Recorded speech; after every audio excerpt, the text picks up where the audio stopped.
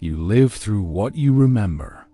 Every story you tell about where you came from, what you desire, what you fear, becomes a thread weaving the identity you call yourself. You rely on this continuity to make existence appear coherent. Without it, you feel you might dissolve. Yet Rumi asked a question that unravels this certainty. What are you without your story? If every narrative paused, if memory lost its authority, would you disappear?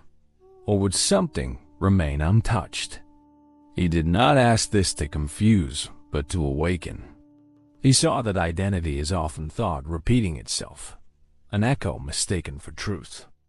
When repetition ends, what remains is not loss, but presence, the awareness that was never absent. You begin to wonder, is the one who remembers the story the same as the one who observes it unfold? You assume that being exists because memory connects it. Each moment feels stitched to the last, creating the sense of I. But Rumi said this continuity is not existence. It is habit, the mind's way of binding fragments into a fictional thread. The mind joins pieces and names the joining me. Yet what joins them? What holds the changing together? When a thought fades and another arises, the same awareness perceives both, yet it remains still. Continuity belongs to recollection, not to reality. You confuse connection with existence and memory with being. But if every memory dissolved, the awareness that noticed them would remain. It is not your story that sustains you. It is the witnessing that allows all stories to appear, unfold, and disappear. You resist forgetting because you equate memory with life. To lose the past feels like losing yourself. But Rumi saw this fear as misunderstanding disguised as devotion to truth. The self clings to memory to preserve its illusion of continuity. It says, without my past, I am no one. Yet the one who remembers the past is not the same as the past remembered. Forgetting is feared because it exposes what cannot be controlled, presence itself. Rumi would say, the fear of forgetting is the fear of freedom. When you no longer depend on recollection to feel real, you meet what was never dependent on thought. Forgetting, then, is not erasure. It is revelation. It reveals what memory tried to define, but could never contain. I taught that every declaration of I am this hides what is beyond every description. Stories give comfort but also confinement. They replace the immediacy of awareness with the continuity of thought. Each story you tell becomes a subtle wall between perception and truth, a veil mistaken for vision. You believe the veil is who you are, and thus live inside its texture, never seeing what it covers. But stories are not enemies. They are instruments. You do not need to destroy them. You only need to see through them. When the mind recognizes them as veils, they lose their authority. Then you sense what Rumi hinted at, that I is not a role in time, but the timeless awareness in which time unfolds. Watch the stories themselves. See how they move, each rising, changing, and fading.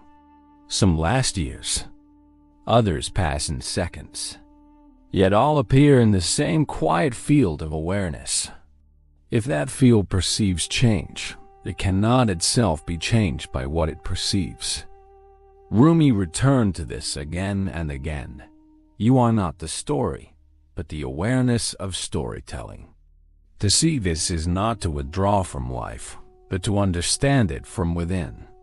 Every thought, emotion, and memory moves through awareness like waves through depth. But awareness itself does not ripple. It only reveals. This witnessing is not a part of your story. It is the background that makes stories possible. And when you see from there, identification softens. Life becomes transparent, perfectly seen, perfectly free. You say, my thoughts, my past, my life. But who is this my? Ownership implies two, the possessor and the possessed. Rumi said this division is imagination. The act of claiming creates the one who claims.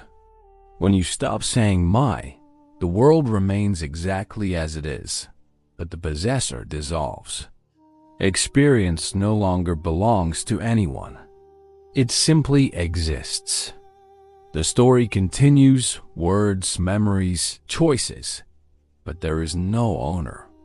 And what remains is experience unclaimed, unresisted, pure.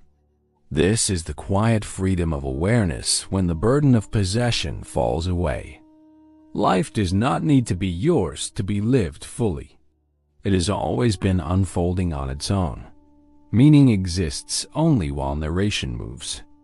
When narration stops, silence appears. To the storyteller, that silence feels like emptiness, but it is fullness unrecognized. Rumi called this the pause of meaning, the moment when truth ceases to be described and simply is. Language falls silent, yet awareness becomes sharper, more awake. You realize that endless explanation prevents intimacy with life. Meaning is not constructed by words. It is revealed through presence. When the mind stops translating reality into sentences, reality ceases to be distant. This pause is not the end of knowing, but the beginning of direct knowing. Awareness recognizing itself without interference. In stillness, truth speaks not as words, but as existence itself. The mind cannot rest for long. It begins again, reconstructing memory, rebuilding narrative, recreating I. But something fundamental has changed. You no longer believe the story to be absolute. You see its transparency.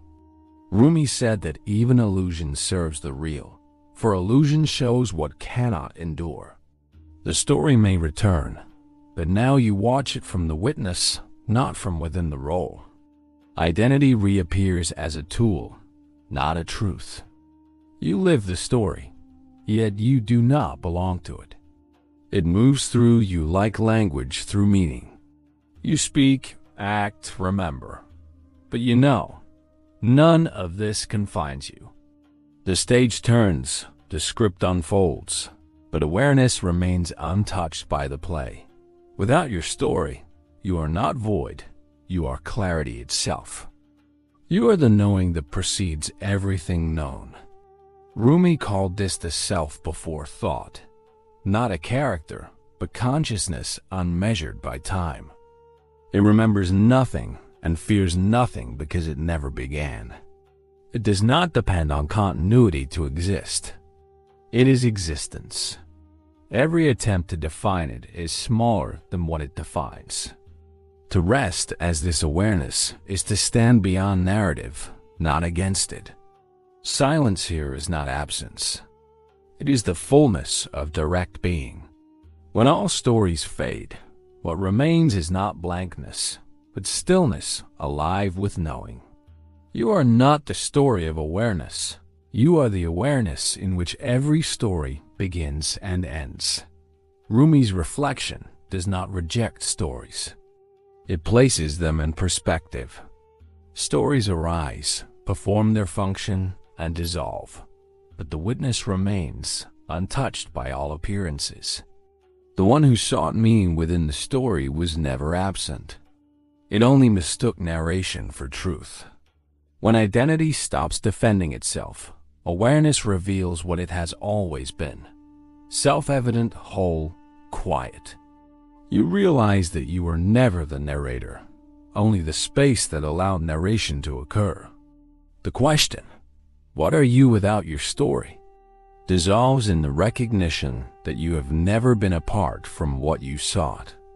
You are what cannot be spoken, the background that gives every story its light, yet needs no story to shine eventually.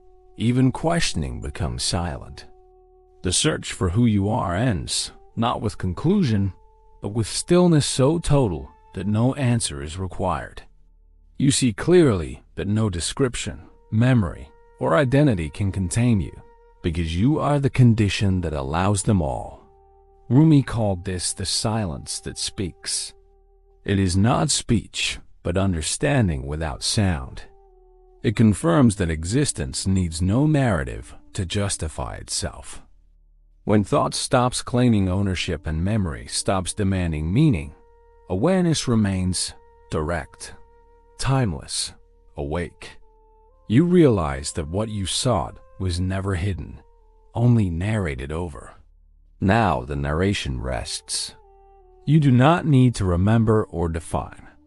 You simply are, before your story, within your story, and beyond every story.